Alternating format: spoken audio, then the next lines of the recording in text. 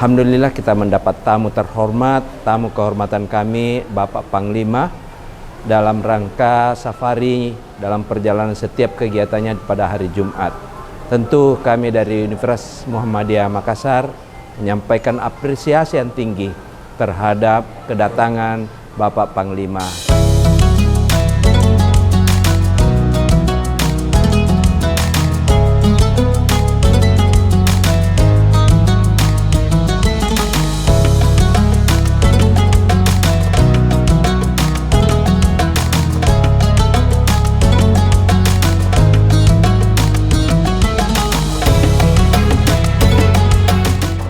Dan saya menghimbau pada seluruh kita yang ada di sini, mari sama-sama wilayah kita, Kota Makassar, kita jaga semua ketertiban, kenyamanan bersama, sehingga masalah apapun yang terjadi di sini bisa kita selesaikan dengan cara musyawarah, dengan dialog, duduk bersama, tanpa harus menguras tenaga, tanpa harus mengorbankan jiwa dan raga.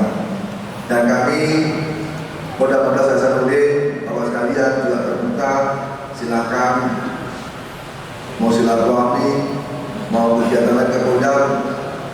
Intinya untuk kebaikan, kami siap bersama-sama berjuang, mendorong, mengajak, dan juga berada di dalamnya untuk melaksanakannya dengan baik.